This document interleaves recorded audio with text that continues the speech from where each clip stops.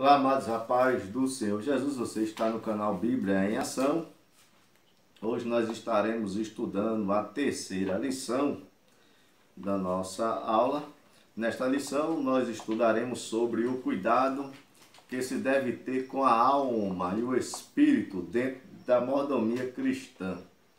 Nós iremos destacar a natureza tricotômica da constituição do ser humano. E pontuaremos também a distinção entre alma e espírito à luz das Escrituras, a fim de esclarecermos o que a Bíblia ensina sobre o destino da alma e do espírito.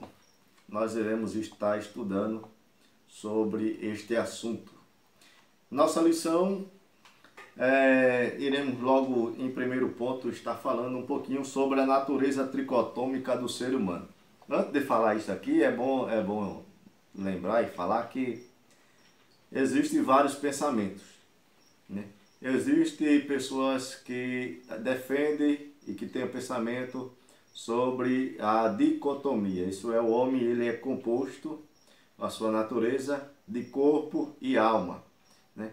E alma e espírito é a mesma coisa. Então, corpo e alma e espírito são a mesma coisa. Então, o homem é composto de corpo e alma. São dois. Existe o pensamento que é o monista, que o homem é composto de um elemento só.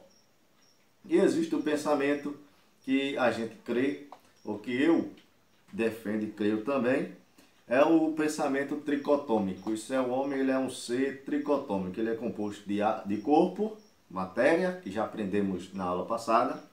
Ele é composto de alma e do espírito. Isso nós vamos estar falando à luz da Bíblia aqui, sobre esse pensamento que a gente tem, dentro desse pensamento que temos, né? A natureza tricotômica do ser humano, né? À luz das Sagradas Escrituras, entendemos que o ser humano é constituído de três partes, né? De três partes. Uma material, que é o corpo, e as outras duas imateriais, né? Elas é imateriais. A primeira parte ela é a matéria, a primeira parte do ser humano, que é o corpo, é o pó, é a terra, é a matéria. Agora, as outras duas partes, ela é imaterial. Ela não é matéria, ela é composta de outras coisas. E a Bíblia ela nos revela sobre tal tricotomia, que nós possamos assim falar. 1 Tessalonicenses, apóstolo Paulo, no capítulo de número 5, 1 Tessalonicenses capítulo 5, e versículo 23. Paulo ele fala assim, ó: e o mesmo Deus de paz vos santifique em tudo, em todo o vosso espírito, alma e corpo, sejam plenamente conservados, irrepreensíveis, para a vinda de nosso Senhor Jesus Cristo. Essa eu li na tradução Almeida Revista Corrigida, e vou ler o mesmo versículo noutra versão, para você ver se há variações, né? Capítulo 5 e o versículo de número 23, né? Nós vamos ver a tricotomia aqui presente. Nessa outra vai dizer assim, ó: o mesmo Deus de paz vos santifica em tudo, e o vosso espírito, alma e corpo sejam conservados íntegros e irrepreensíveis na vinda de nosso Senhor Jesus Cristo. Então, nós vemos Paulo ele falando aqui sobre a apresentação da tricotomia que a gente está falando à luz das Escrituras, a alma e o espírito. A palavra de Deus também nos revela no livro de Efésios, capítulo 4, versículo 12. A palavra de Deus diz assim, ó: porque a palavra de Deus é viva, eficaz e mais competente, né? E mais cortante, melhor dizendo, do que qualquer espada de dois gumes, e penetra ao ponto de dividir alma e espírito, né? Juntas e medulas, e é apta para discernir os pensamentos e propósito do coração. Então, nós vemos que o homem é um ser tricotômico aqui. Mais uma vez, está falando sobre essa divisão. A espada de Deus, ele está dizendo que ela vai até a divisão da alma e do espírito. Ele faz essa divisão dentro aqui. Vamos entender um por um, para nós ficarmos entendendo um pouco aqui sobre dentro dessa mordomia da alma e do espírito. Vamos por parte. Primeira parte que nós vamos estar falando é o corpo. Vamos ver o corpo. O corpo é o invólucro, né, do espírito e da alma.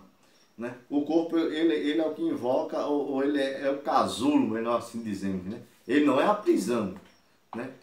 Ele é o invólucro do espírito e da alma. Isso nós podemos ver no livro de Gênesis, capítulo de número 35. Né? Gênesis capítulo 35, se nós formos ver, e o versículo de número 18, a palavra de Deus vai dizer assim, é 35 e 18. A palavra de Deus diz, ao sair-lhe a alma, porque morreu, né? Está falando do nascimento de Benjamim e a morte de Raquel, né?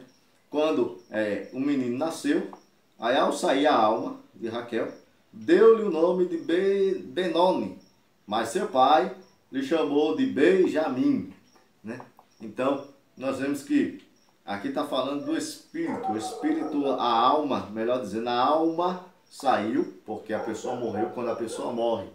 Aí a alma, ela sai do corpo da pessoa, ela não fica presa no corpo da pessoa, né? Então, nós estamos vendo que o corpo é onde habita, é a habitação, melhor dizer assim, da alma e a habitação do espírito também. Nós podemos ver também em Daniel, capítulo de número 7. Vamos ver Daniel capítulo 7 e o versículo de número 15. A gente está falando sobre o corpo. Né? Capítulo 7, versículo 15 de Daniel. A palavra de Deus vai dizer assim, ó, quanto a mim, Daniel, o meu espírito foi alarmado dentro de mim, e as visões da minha cabeça me perturbaram. Então está falando aqui já do espírito. Quanto a mim, Daniel, meu espírito foi alarmado. Ele está falando aqui, ele usa essa expressão. Né? Então está falando do espírito, a gente já viu. Então o corpo, ele é onde habita. Ele é a habitação da alma, que nós vimos no capítulo 35 de Gênesis. E também a habitação do espírito também, conforme nós vemos aqui. É a parte física da constituição humana, o homem exterior que se corrompe, ou seja, envelhece, né? É mortal, né? Ele é mortal, é passageiro. Nós podemos ver isso em 2 Coríntios, capítulo de número 4 e versículo 16. 2 Coríntios 4 e 16, a palavra de Deus vai nos dizer assim. 2 Coríntios 4 e o versículo 16, a palavra de Deus diz, por isso não desanimamos, pelo contrário, mesmo que o nosso homem exterior se corrompa, contudo o nosso homem interior se renova de dia em dia. Então, esse homem exterior é o que está falando, é o corpo. Né? Esse corpo, ele se corrompe, ele envelhece, ele é mortal, ele morre, é passageiro, né? Não é eterno. Esse corpo que a gente tem não é eterno. Não é nosso último estado, melhor dizendo. Em Pedro, 1 Pedro, capítulo de número 1, 1 Pedro, capítulo 1, e o versículo de número 24, a palavra de Deus vai nos dizer assim, 1 Pedro 1 e 24, pois toda a carne é como a erva, e toda a sua glória como a flor da erva. Seca-se a erva e cai a flor. Está falando que está falando do corpo do ser humano. Nosso corpo é como a erva do campo. Ela vai murchando até chegar a um ponto que cai, né? Que se acaba, né? Então, nosso corpo é assim.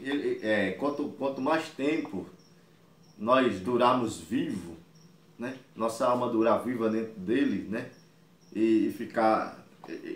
A durabilidade dele, quanto mais ele durar, ele vai envelhecendo, vai envelhecendo, vai envelhecendo, até chegar no estado final da nossa alma, do nosso estado, melhor dizendo.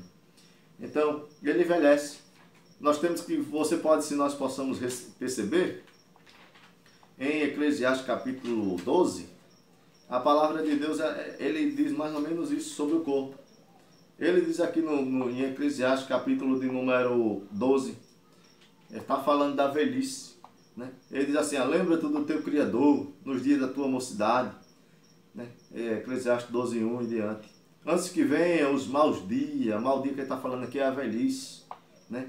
E chegam os anos dos quais dirás, não tenho nele prazer. Antes que se escureçam o sol, a lua e as estrelas, do esplendor da tua vida, e torne a vir as nuvens depois de argueiros, no dia em que te tremerem as guardas da casa, os teus braços se curvarem, os homens outrora fortes, ou que outrora eram fortes, as tuas pernas e cessarem os teus moedores da boca, por já serem poucos, se escurecerem, e os teus olhos na janela, os teus lábios, as quais portas da tua rua se fecharem, no dia em que não puderes falar em alta voz, se levantares a voz das aves e todas as honrarias, filhas e demais coisas ele está falando aqui, né? Então, ele está falando aqui da velhice. O que é que Salomão está querendo dizer? Lembra-te do teu Criador. Ele está dando um conselho para o jovem, antes que venha os mau dia. Aí ele fala aqui, antes, né, que as tuas pernas fiquem fracas. Antes que, ele fala aqui, antes que tu não possa mais falar em alta voz, né? Porque enquanto a pessoa é jovem, enquanto a pessoa ainda tem vigor, a pessoa pode falar em alta voz, pode gritar. Um ancião, uma pessoa quando ela chega na idade, ela não tem mais essa capacidade de falar em alta voz. É aquela voz calma, suave, mansa, né?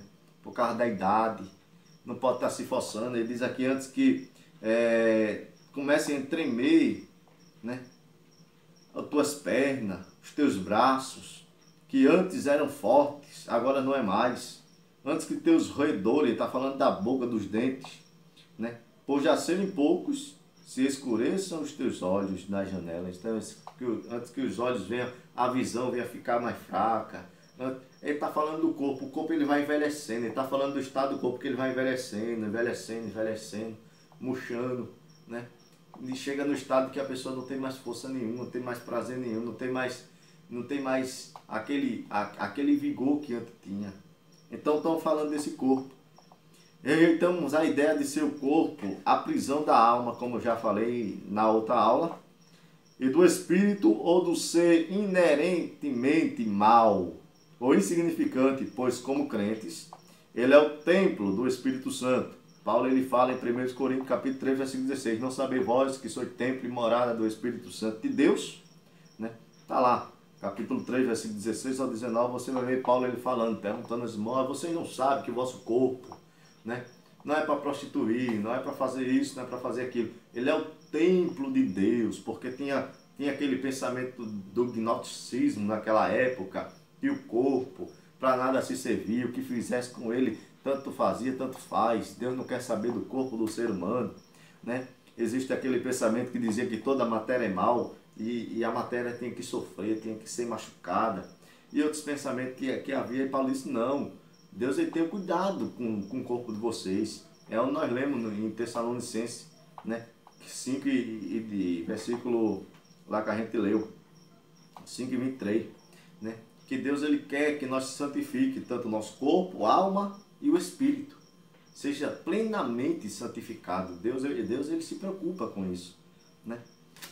A importância do corpo também pode ser vista no fato de que Deus o ressuscitará conforme seu soberano e cronograma escatológico. Isso é, Deus vai ressuscitar esse corpo no último dia. claro que o corpo ressuscitado, ele vai ser um corpo incorrupto. Esse corpo é corrupto, envelhece, se acaba, está sujeito ao tempo. Mas o corpo da ressurreição, que Paulo ele fala em 1 Coríntios 15, versículo 42, esse corpo ele é incorruptível. Ele não vai envelhecer, ele não vai sofrer modificação, é o último estado e é o último corpo que o ser humano ele vai ficar e ter para sempre. Então, demos uma definição um pouquinho de corpo aqui, agora vamos entender um pouquinho a alma. Então, nós vemos que o ser humano ele tem um corpo físico, matéria, isso não é difícil de entender. Agora a alma. O que é a alma? Vamos entender aqui. A expressão alma no hebraico é a expressão neshaf, ou nefesh, que ocorre por 754 vezes no Antigo Testamento, conforme Gênesis capítulo 2, versículo 7, deixou claro seu significado primário, que é possuidora da vida. Né? Biblicamente, entende-se que a alma é a sede do apetite físico, biblicamente falando. Né? É a sede do apetite físico. Vamos entender um pouquinho isso aqui. Vamos ler um pouquinho Números, capítulo 21, e o versículo 5, 21 e 5. A palavra de Deus vai nos dizer assim, 21 e versículo 5. E o povo falou contra Deus, contra Moisés, porque nós fizeste subir do Egito para que morramos nesse deserto, onde não há pão nem água, e a nossa alma tem fastio deste pão vil. Então, a alma nós entendemos que ela é a sede do nosso apetite físico. Né? O povo está dizendo, nossa alma tem fastio desse pão. Né? Então, ela é a sede do intelecto do ser humano. Né? Ela é a sede. Ela é a sede do apetite, ela é a sede das emoções do ser humano. Isso nós podemos ver. Estão falando da alma. Né? A alma, o corpo ele não tem isso. Né? O corpo ele sofre as modificações, mas a alma que está dentro, ela tem o apetite, ela é a sede do apetite do ser humano, do físico, ela é a sede das emoções, né? Conforme Salmo 86, versículo 4, diz, alegra a minha alma do teu servo, porque a ti, Senhor, eleva a minha alma. Então, ela é a sede das emoções, né? Alegra a alma do teu servo, porque a ti, Senhor, eleva a minha alma. Então, a alma é a sede do apetite, né? Do apetite físico. Ela é a sede das emoções. Ela é a sede também dos desejos, tanto os bons como os ruins. É a alma que ela tem esse desejo, tanto bom como ruim. E nós podemos ver Eclesiastes capítulo de número 6, né? Eclesiastes 6 e 2, a palavra de Deus vai dizer assim, 6 e 2, de Eclesiastes.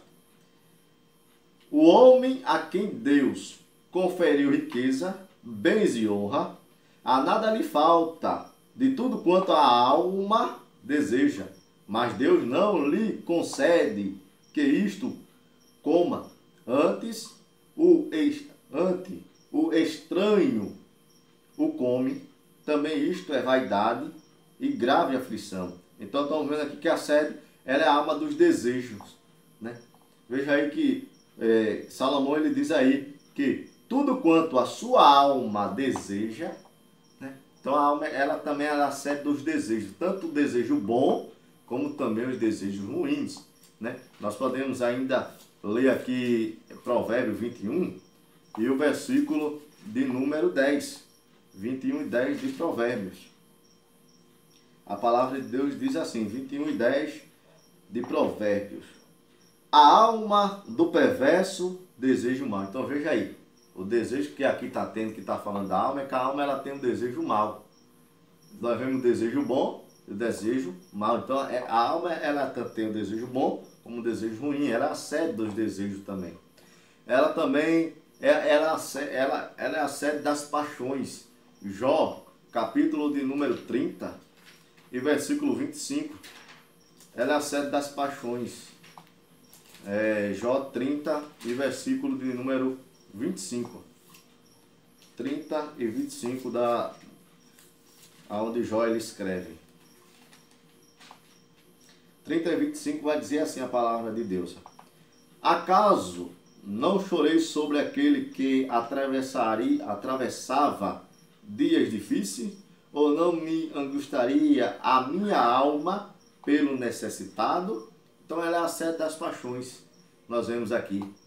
Ela também fala do intelecto. A alma também ela é o intelecto do ser humano. Salmo de número 139. Salmo 139, bastante conhecido. E o versículo de número 4. Nós podemos ver isso. 139, versículo 4. Ainda a palavra, 39, versículo 4, é isso aí. Ainda a palavra me não chegou à língua, tu, Senhor, já conhece toda. Então, 39, versículo 4, ela é a sede do nosso intelecto, né? Do nosso intelecto, a alma. Também nós podemos falar que ela é o centro afetivo. Isso nós podemos ver em Cantares 1 e 7. Voluntivo, Jó 7 e 15, que nós não vamos ler para não perder muito tempo. Também o moral, está falando da alma, que é Gênesis 39 e versículo 6, e da vida humana, né? Então, a alma, quando nós estamos falando da alma, ela é isso. Ela é o apetite físico, ela é a sede das emoções, dos desejos, das paixões, do intelecto. Ela é o intelecto do ser humano, né? Aqui, esse escritor que não é tão famoso, né? É famoso, mas devemos ter cuidado, melhor dizendo. Ele dá uma definição aqui da alma. Ele diz aqui: a alma, sobre a alma, é a dimensão do homem que ele dá com o âmbito mental, seu intelecto, as sensibilidades, a vontade, a parte de raciocinar e pensar. Isso é a alma. Então, essa é a parte da alma. Já o corpo é a dimensão do corpo, que ele dá com os âmbitos físicos. É a casa em que habitamos, né? Então, o corpo, ele é onde a alma, ela habita. Então, a alma aqui, nós podemos dizer que é o intelecto do ser humano. É a sensibilidade, é a vontade, né? É o raciocínio do ser humano de pensar, de agir, de falar. Isso é a alma. Estamos falando da alma nesse caso, né? Então, nós estamos falando da alma. A palavra alma é um termo que está no grupo de palavras conhecidas como polissêmicas, ou seja, uma mesma palavra que possui vários significados de acordo com o contexto em que ela aparece. Por esse motivo, é aplicada frequentemente a animais. A alma ela é aplicada muitas vezes a animais, não confundamos, né? Porque a palavra alma ela tem vários significados na Bíblia Sagrada. Às vezes, a palavra alma está sendo aplicada a animal, né? Como nós podemos ver em Gênesis capítulo 1 e o versículo de número 29. Veja aí 1 e 29 de Gênesis. A palavra de Deus vai dizer assim: aí disse Deus: ainda eis que vos tenho dado todas as ervas que dão semente e se acham na superfície de toda a terra, e todas as árvores em que há fruto que dê semente. Isto vos será por mantimento. Então, a alma muitas vezes está ligada aos animais. É o versículo 24 que nós podemos ver aqui. Gênesis 1 e 24. Vamos ver o que é que a palavra de Deus diz aqui ainda, para nós entendermos que às vezes é aplicada a animal, né? 1 e 24. Disse Deus: produz a terra sementes viventes, seres viventes, né? Conforme sua própria espécie, animais domésticos, répteis, animais selváticos, segundo sua espécie. Assim se fez, né? Aí podemos ver o versículo de número 30, que a palavra de Deus vai dizer assim: e a todos os animais da terra, e todas as ervas dos céus, e todos os répteis da terra, e que há fôlego de vida, toda erva verde, que será para mantimento, e assim se fez. Então, às vezes essa palavra alma, ela está relacionada ao animal. Temos várias passagens aqui, podemos ler capítulo 9 de Gênesis, versículo 12, versículo 15, 16, Ezequiel 47, 9. Às vezes, alma é o sangue como algo que é essencial à existência física, né? Também a sede do apetite físico, como nós já vimos aqui. Também ela é a origem das emoções, como nós já falamos. Um indivíduo ou pessoa, alma às vezes está falando de um indivíduo ou pessoa, quando aparece a palavra alma na Bíblia. Então, vontade com ação moral, né? E vários outros. Ou então é usada a um sufixo pronominal para denotar o próprio eu, né? Próprio eu. O termo equivalente é piche, possuído o mesmo significado e característica. Se refere à parte imaterial do ser humano, né? Sendo ela tanto cognitiva quanto emotiva. Podemos tanto relacionar-se com o sagrado, né? Conforme Romanos 7, 25, quanto com as impurezas do pecado. Então, nós vemos aí que a alma, ela tem várias vezes. Às vezes você vai encontrar a palavra alma na Bíblia e ela está se referindo a um indivíduo. Está falando para indivíduo. Às vezes a palavra alma aparece, mas está relacionada a outras coisas. Que não a que a gente falou primeiro aqui, né? Então, às vezes ela está relacionada a várias coisas. Tem vários significados da palavra alma na Bíblia Sagrada. Mas o que é importante você colocar na mente é que existe o corpo, que nós já aprendemos, que é o físico. Tem a alma, que é a sede do pensamento, o intelecto do ser humano, sede das emoções, apetite físico, das paixões, dos desejos, de tudo. É a alma, está dentro do ser humano. Mas só que ainda existe um terceiro. E o terceiro é exatamente o espírito, né? Cerca de 400 vezes o Antigo Testamento usa a palavra ruar, né? Ruar, que é derivado de um verbo que significa respirar ou soprar. O substantivo pode ser traduzido como sopro, né? Muitas vezes esse substantivo é traduzido como sopro, sopro da vida, né? Nós podemos ler aí um versículo, Salmo 18 e o versículo 15. Salmo 18 e versículo 15, a palavra de Deus vai nos dizer assim, 18 e 15 de Salmo. Então se viu o leito das águas e se descobriram os fundamentos do mundo, pela sua repreensão, Senhor, pelo irroso resfolga das tuas narinas, ou pelo sopro, em outra tradução, na tradução corrigida, que eu gosto de usar algumas traduções, né? Na tradução corrigida, a palavra de Deus vai dizer assim, versículo 15 do capítulo 18. Né? Diz assim, então foram vistas as profundezas das águas e foram descobertas as profundezas do mundo pela tua repreensão, ao sopro das tuas narinas, na corrigida, né? Pelo sopro das tuas narinas. Então, nós vemos aí que às vezes essa palavra é sopro, vento, é espírito. No Novo Testamento a palavra grega é pneuma, que é ligada ao verbo que quer dizer sopro, respirar. Pode significar sopro também, vento, porém mais frequentemente como espírito, associado a Deus ou ao homem, ou a outros seres espirituais, né? Sobre o espírito como sendo a parte intelectual do homem, a Bíblia diz, primeiro, o espírito do homem é despertado, né? É perturbado ou perturbado. Ele se alegra ou se quebranta, ou é quebrantado muitas das vezes, prontificar-se, ele se prontifica ou endurece. O homem pode ser paciente em espírito, soberbo no espírito, humilde do espírito, e a necessidade de ter autonomia, autodomínio, melhor dizendo. É por meio dele que nós o adoramos ao Senhor, é por meio do Espírito. Ele é o centro da devoção de Deus.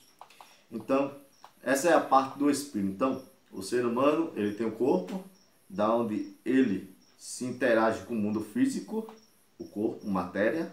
É por intermédio do corpo que eu consigo pegar, apalpar, né? Por intermédio do corpo.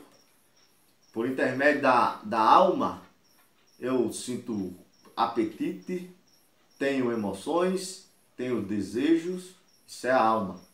E o espírito é a parte da onde o ser humano ele adora a Deus.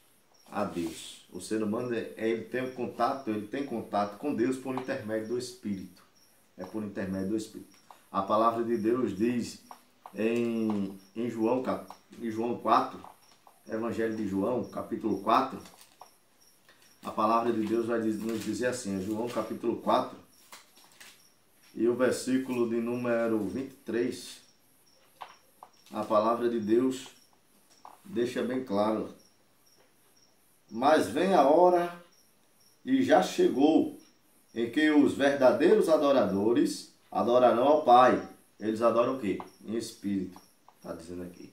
Eles adoram em espírito e em verdade, porque são estes que os pais procuram para seus adoradores. Então, é com o espírito que o homem ele consegue adorar a Deus. É com o espírito que ele é o centro da devoção a Deus. É por intermédio do espírito. Capítulo 14 de 1 Coríntios, versículo 15. A palavra de Deus vai nos dizer assim: que farei, pois? Orarei com o espírito, mas também orarei com a mente. Cantarei com o espírito, mas também cantarei com a mente. Então veja que é por intermédio do espírito que ele é o centro da devoção a Deus. É com o espírito que nós adoramos a Deus, né? Agora vamos ver a distinção entre alma e espírito. Vamos ver uma distinção. Nós sabemos que existem os três. Os três estão registrados na palavra de Deus. Existe corpo, alma e espírito. Se você quiser adquirir livros sobre isso, entender também sobre isso, indicado por mim é a declaração de fé das Assembleias de Deus, para quem é assembleano. Crê na tricotomia, aqui vai estar explicando bem, lá na página 79, vai estar falando sobre o homem. Aí você vai ver a partir da página 72, a constituição humana. Aí vai ter o corpo, o homem interior, o espírito humano, a alma humana, o fôlego de vida, né, os animais e tudo mais, né? É bom para entender sobre a tricotomia. E tem esse livro aqui que não é muito indicado, que é o de Kenneth White. Não é indicado porque esse camarada ele tem muita heresia, principalmente nesse livro que é fininho, bastante pequenininho, que é O Homem em Três Dimensões. Não é bom. Não é bom porque ele ensina algumas coisas que não tem. Por exemplo, o Espírito Santo do homem interior, né? Ele ensina que o espírito, o homem não é 100%, o pecado não afetou 100% o ser humano, né? Que o espírito do homem ele é santo, ele é intocável e tudo mais. Mas ele ensina sobre a tricotomia, mas de uma forma diferente, né? Se você adquirir é só para saber as heresias que ele tem, né? As heresias são 29 páginas, né? 45 páginas, melhor dizendo, mas de pura heresia que muitas vezes ele traz. E vários outros livros você pode adquirir também falando sobre a tricotomia do ser humano. Então vamos ver uma definição entre a alma e o espírito aqui para nós encerrarmos a nossa palestra de hoje, nossa aula. O significado, características entre a alma e o espírito são bem parecidos devido a essa similaridade. Alguns são levados a confundir as duas substâncias, isso é, a alma e o espírito. Em geral, os escritores bíblicos, especialmente os do Antigo Testamento, não se preocuparam em distinguir o espírito, alma. Essa definição hoje é conhecida ocorrer pelas revelações progressivas de Deus no Novo Testamento sobre a definição entre alma e espírito. Assim afirma Claudionor de Andrade, né? Na Grifo Nosso, eles coloquemos aqui. O homem é composto, diz aqui, o homem é composto por uma parte material e outra imaterial. Quando estas encontram-se em relação com Deus, recebe as designações de espírito. E quando em relação com o mundo físico, alma. Quando as palavras são distinguidas em significados, alma olha para a terra, a alma olha para a terra e o espírito para o céu. A alma é o homem e seus relacionamentos espirituais imortais. Todavia, os dois não podem ser separados, mas constituem junto o ser imaterial do ser humano. Pastor Eurico Desquitins, né? Ele fala essa palavra.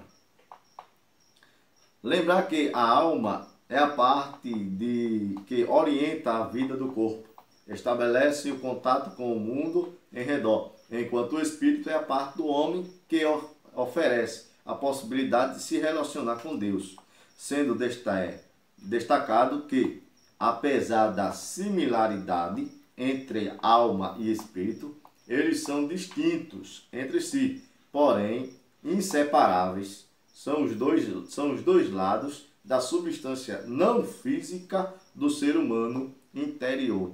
Então, a alma e o espírito, eles são inseparáveis. Corpo sem alma não vive, então não vai ter também espírito, né? Então, são inseparáveis. Se a alma sair do corpo, então já era o ser humano, já acabou, né? Não existe mais, né? Então o que é que a gente tem aqui, então, para nós encerrarmos a nossa aula? É a mordomia da alma e do espírito, né? Priorizando as necessidades da alma. Assim como o corpo tem necessidade, a alma também tem, né? A alma tem sede de Deus, conforme Salmo 42, versículo 1, 63 e 1. Jesus advertiu quanto à preocupação exagerada com as coisas materiais em destremimento da alma, dizendo: pois que aproveito ao homem ganhar o mundo inteiro e perder a sua alma. O próprio Jesus disse, né? Também conservar a alma saudável, uma vez que a alma é a sede das emoções do ser humano, e de suma importância que ela seja mantida com saúde. O cristão cuidadoso, sabendo que partes tão importantes da sua vida estão centradas na alma. Então, o cristão deve conservar a sua alma com saúde, purificar-se das impurezas do espírito, né? A declaração de fé das Assembleias de Deus, exatamente o livro a qual eu acabei de mostrar, de 2017, na página 111, nos diz: a corrupção do gênero humano atingiu o homem de toda sua composição, isso é, atingiu o corpo, atingiu a alma e atingiu o espírito também, né? Então atingiu o homem 100%. Por essa razão o apóstolo exorta: purificamo-nos de toda imundície da carne e do espírito, conforme 2 Coríntios 7, versículo 1. Então, a impureza da carne inclui todas as formas de impurezas física, enquanto a impureza do espírito cobre as impurezas interiores da vida, motivações, desejos, pensamento. A palavra carne e espírito não são usadas aqui no sentido técnico, né, que Paulo faz dos princípios éticos opostos, né, mas na maneira popular da época, para abranger todas as facetas da existência do ser humano. Todos os atos, atitudes que possuem, comprometem singularidade, devoção deles e a vontade de Deus deve ser completamente evitados. Então, devemos ter cuidado com a nossa alma, com o nosso espírito, devemos cuidar, né? Tirar, limpar nosso corpo, livrar das impurezas da carne e também da alma, que é os desejos, os pensamentos maus, coisas ruins, motivação, né? Por exemplo, o sentimento de inveja, sentimento que leva o ser humano a outras coisas, de raiva, sentimento de ódio, pensamento mal, né? Pensamento ao contrário, coisas que falam ao contrário aos outros. Então devemos tirar essas coisas da nossa alma, né? E purificar ela. Então, o destino da alma. O destino da alma, sem sombra nenhuma, ela vai voltar para Deus. Isso nós vamos resumir aqui para não ficar tão grande. Então, o lugar de tormento dos ímpios tem a alma que vai para o lugar de tormento e tem a alma que vai para o lugar da onde são dos salvos.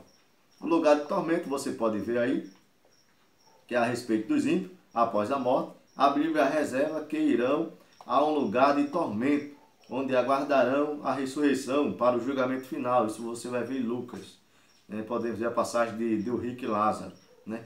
Ali que vai falar muito sobre isso. E o lugar de descanso para os salvos, que é a mesma passagem também, que é Lucas, também vai falar. Isso nós vamos ver. Também Lucas 23, 43. Paulo também fala isso, 2 Coríntios 5 e 8. Né? Então, é o lugar onde vai receber o galardão, né? E tá descansando no Senhor. Então, esse é o destino. É claro que sobre esse destino da alma e do espírito, a gente pode, em outra aula, mais detalhadamente falar. Né? Mas que nós possamos ter essa mordomia e colocar isso na mente, que a gente somos um ser tricotômico, devemos cuidar do nosso corpo, da nossa alma e do nosso espírito, que Deus vai pedir de conta de tudo que a gente fizer com o nosso corpo, com nossa alma e tudo que a gente fizer com o nosso espírito. Deus vai pedir de conta de tudo isso, que nós possamos tirar nosso corpo e livrar nosso corpo dos pecados cometidos contra ele, né? Que é a prostituição, homossexualidade, fornicação, adultério, tudo que for cometido com esse corpo físico. E os pecados cometidos com a alma, devemos ter cuidado, que é pensamentos ruins, pensamentos de raiva, pensamentos de ódio, sentimentos ruins, coisas ruins que a gente pode fazer com a nossa alma, né? Então, que vai afetar o nosso espírito também, né? Vai afetar tudo, que abrange tudo. Então, que nós possamos tirar essas coisas e servir a Deus com um coração voluntário e sincero perante Deus. Amém? Que Deus abençoe, que Deus ajude. E eu aguardo você na quarta aula, em nome de Jesus.